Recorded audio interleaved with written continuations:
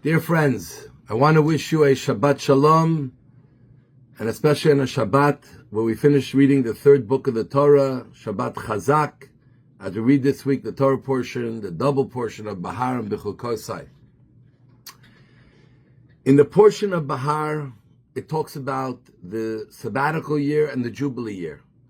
When we had the temple, especially the first temple, we had the full cycle that the Jews lived through, that every 7 years was a sabbatical year and no one could work the land. And every 7 sabbatical years, the 50th year following the 7th sabbatical year is a Jubilee year, a Yovel year, and there we don't work the land, but there's a lot more that happens. And one of the things that happens is that there's a big reset. Meaning, if someone was sold as a servant, a Jew, in the Jubilee year he goes out free. No one could be a servant during the Jubilee year. If someone sold a piece of land, generally in the Jubilee year, it goes back to its original owner. And the question is, what is it about this Jubilee year where there's a reset, everything goes back?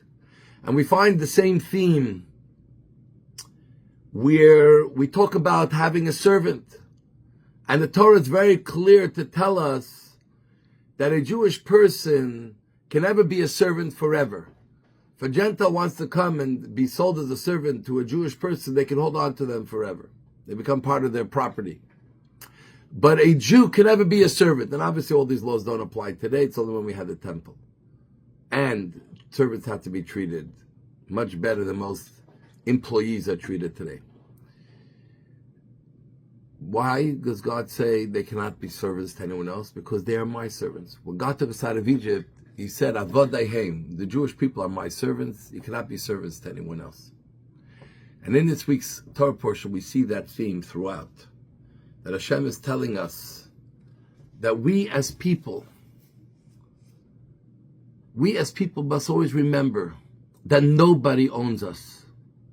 Nobody controls us. We may be temporarily working under someone, indebted to someone, but they never own us. We are our own people. We are owned directly by God. We have a direct connection to Hashem. And mentality-wise, we cannot even in our mind fathom and imagine that we are owned by someone else. That someone else can control our life. No one can control our life. Only Hashem, and by the direction that we choose to take in our life. And this is why in Israel, in the Jubilee year, there was a reset.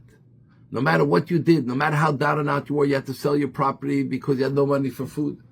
No matter your situation, you had to be sold as a slave. But this never defines you who you are, because you are not a slave. Your property belongs to you. It doesn't belong to anyone else. It belongs to Hashem, and He lets you have it. And this is how we have to live our lives, to remember we have a direct line to Hashem. And we are the only ones who make decisions about how our life will be conducted.